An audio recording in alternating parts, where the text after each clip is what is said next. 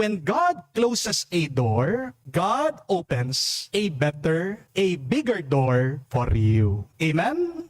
Yan yung mas magandang paniniwala. Kapatid, tanong lang po, bakit ba minsan ang Diyos nagsasara ng pintuan sa iyong buhay? Bakit meron tayong mga hinihingi pero hindi niya agad binibigay? Bakit meron mga pagkakataon sa ating buhay na ang sagot niya ay hindi or no? Aminin po natin, kapag no ang sagot ng Diyos, nasasaktan tayo. Amen? Pakiramdam po natin kapag tinatanggihan niya tayo, iniiwan niya tayo, kala natin hindi tayo mahal ng Diyos.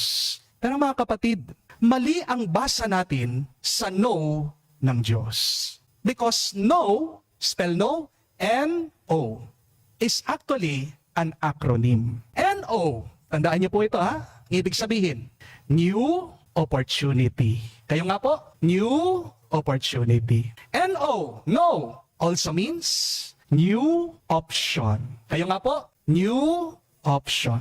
Tandaan niyo po, bakit minsan ang sagot ng Diyos sa iyo ay no o hindi minsan? May 3 dahilan. Una, ang no ng Diyos ay hindi po rejection. Ito po ay redirection. Kapag ang pintuan sinara ng Diyos, hindi ibig sabihin tinataboy ka niya. Ibig lang sabihin, nililihis ka niya sa panganib.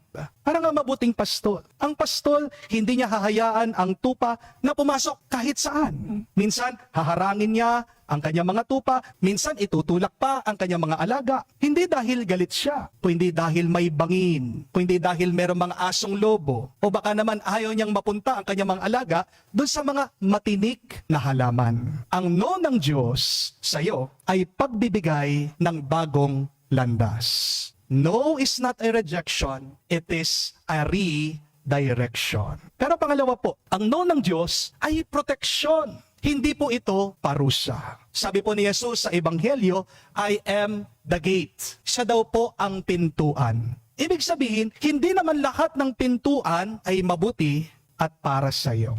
May pintuan na mukhang napakaganda sa iyong paningin, pero sisirain pala ang buhay mo. Merong mga relasyon na gusto mo, pero wawasakin pala, dudurugin pala ang puso mo. Meron kang trabaho na gusto, pero ililigaw pala ang kaluluwa mo. Kaya minsan, nagsasara ng pintuan ang Diyos, hindi para saktan ka, o hindi para iligtas ka. Amen? Pangatlo po, ang no ng Diyos ay paanyaya para pumasok sa tamang pintuan. Kapatid, aminin natin, minsan at madalas, pumapasok tayo sa mga maling pintuan. Pintuan ng shortcut, pintuan ng kasalanan, pintuan ng bisyo, pintuan ng pride, pintuan ng maling relasyon. At kapag hindi tayo pinapasok doon, huwag kang magtatampo sa Diyos. Pero ang totoo, hindi ka nawawalan.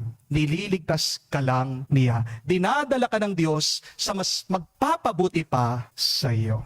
At kung man nagkamali ka na pinasukan na pintuan, pwede ka pa naman lumabas. Hindi po ba? Di bali nang bumaba ka sa iyong sinakyan na bus o jeep kung nagkamali ka ng sakay, kesa naman dun sa nakarating ka dun sa lugar na hindi mo naman dapat puntahan. Di po ba? Kung ipipilit mo ang pagkakamali mo, ano mangyayari sa iyo? Mapapalayo ka lang. Magsasayang ka ng oras, ng panahon, ng lakas. Maliligaw ka at baka mas masaktan ka pa. Kaya nga po mga kapatid, sa susunod na maririnig niyo po ang no ng Diyos. Huwag kang magtatanong agad, Lord, bakit ayaw mo ako? Ang itanong mo sa Diyos, Lord, saan mo ba ako dinadala? Yung no ng Diyos, hindi po rejection, ito po ay redirection. Kaya nga po mga kapatid, kung may pintuang nagsara sa iyong buhay, baka yan ay biyaya sa iyo. Hindi ka tinataboy ng Diyos. Inaayos lang niya ang buhay mo. Hindi ka pinagkakaitan ng Diyos. Hinahanda ka lang niya. Hindi ka ini-ignore ng Panginoon. Mas iniingatan ka pa niya. Ang tanong po, ano ang mga saradong pintuan sa buhay mo ngayon? Hanggang ngayon ba, hindi ka pumapasa sa board exam? Ilang beses ka nang sumubok, bumagsak ka pa rin, at maaaring gusto mo nang sumuko kasi nakakahiya na. Pero baka sinasabi ng Diyos sa iyo, anak, hindi pa ito ang tamang panahon. Hinahanda pa kita. Hanggang ngayon ba, mga ilan po sa inyo, paulit-ulit na nalulugi sa negosyo? Hanggang ngayon, patong-patong ang kanilang mga utang. Baka sinasabi ng Diyos sa iyo, anak, hindi pa ito ang tamang panahon. para ikaw ay umunlad, magtagumpay. Kasi tuturuan kitang magpahalaga sa pera. Tuturuan kita maging mas matatag ang iyong karakter. Hanggang ngayon ba, hindi ka pa rin gumagaling sa iyong sakit? Pagod ka na, paikot-ikot ka sa mga hospital, paulit-ulit na lang ang mga gamot, nagsasawa ka na, wala kang ganang kumain, at minsan natatanong mo sa Diyos, Lord, bakit hindi mo pa ako kunin? Bakit hindi mo ako pagalingin? Mga kapatid, baka hindi no ang sagot ng Diyos sa iyo. Baka may mas malalim pa siyang paanyaya. Baka sinasabi ng Diyos sa iyo, anak, hindi kita pababayaan. Hinahawakan kita. Inaalagaan kita. Hindi ka man agad pinapagaling. Pero may hinahanda siya na mas malalim na kagalingan para sa iyo. Tandaan po natin, hindi naman lahat ng himala ay instant healing. May himala po na paunti-unti na pagbabago. May himala po sa pagbibigay ng lakas ng loob sa iyo, gitna ng iyong sakit. May himala sa kapayapaan, kahit na may mabigat kang pinagdadaanan. At baka itong sinasabi ng Diyos sa iyo, Nak, sa sakit mo, pinapalapit kita sa akin. Sa kahinaan mo, pinapakita ko ang aking lakas sa iyo. Sa paghihintay mo, tinuturuan kita na mas magtiwala. Kapatid, sa gitna ng mga nagsarang pintuan ng ating buhay. Oo, maniwala po tayo sa new option, sa mga new opportunity na pinagkakalob ng Diyos. Pero meron pa pong isang paanyaya ang Diyos sa atin. Ang magtiyaga, ang magpatuloy, ang huwag kang sumuko. Sabi po sa ikalawang pagbasa, kung nagtitiis ka sa paghihirap at patuloy ka sa paggawa ng mabuti, may biyaya doon, may pagpapala doon. In English, the second reading tells us that when you suffer and persevere in your suffering and continue to do good, there is grace in that. Totoo po ito. Meron po akong benendisyonan na isang bahay sa isang very exclusive na subdivision. Pagpasok ko po, nakita ko yung bahay, yung tahanan. Nabigla po ako, napawaw ako. Sobrang ganda po ng bahay. Napaka-high-tech voice command. Pero pagkatapos po ng aking blessing, nagkwento po yung may-ari. Sabi po niya sa akin, Father, hindi ka maniniwala kung sasabihin ko sa iyo. Dati, napakahirap lang namin. Nangungupahan lang kami. Tigda 20 pesos lang yung aming bayad dun sa inuupahan namin, no? Parang ilang square meter lang. Siksikan kami ng mga anak ko. Doon lang kami sa squatter, sa tabi ng ilog. At kapag hindi kami makabayad, sabi po nitong nanay, pinapaalis kami, tinataboy kami. Hindi ko makalimutan yun, Father. Umiiyak ako. Isasakay ko yung aking mga anak dun sa aking gariton. Walang kasiguraduhan, walang sariling bahay. Punong-puno daw po sila ng takot at paghihirap. Pero sabi sa akin ng nanay, kahit na gaano kahirap yung buhay nila nun, hindi daw po siya tumigil, hindi siya sumuko. At araw-araw, umiiyak daw po siya sa Diyos. At ito lang po ang kanyang dasal. Sabi niya, Lord, balang araw, bigyan mo lang kami ng sarili naming bahay. Ganun lang po kasimple yung kanyang pangarap. Sariling bahay. At ngayon, anong nangyari? Hindi lang po siya binigyan ng Diyos ng bahay. Binigyan pa siya ng magandang bahay. At hindi po natatapos doon. Dahil lahat po ng kanyang mga anak nakapagtapos.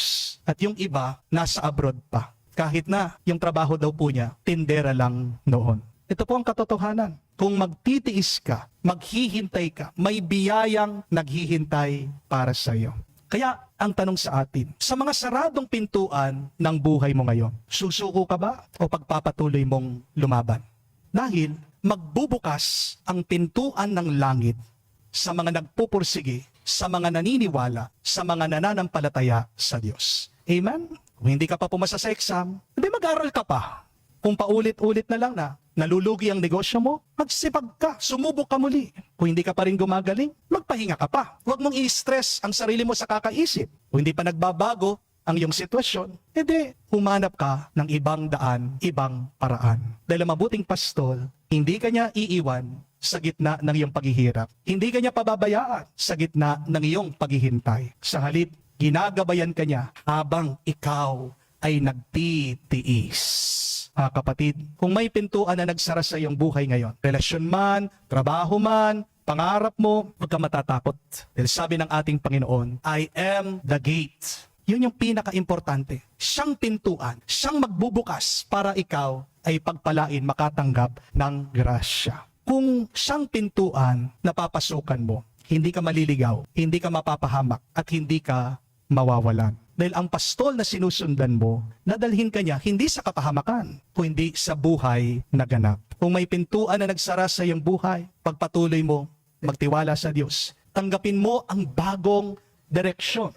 Huwag matigas ang ulo, at higit sa lahat, magtiyaga ka lang. Dahil sa tamang panahon, bubuksan ng Diyos ang pintuan ng langit para sa iyo na hindi maisasara ninuman. At kapag binuksan ng Diyos, doon mo masasabi, Lord, sulit ang lahat ng paghihintay, ang lahat ng aking pagtitiis. Salamat po, Lord. Salamat, O Diyos. Tunay nga, ikaw ay napakabuti.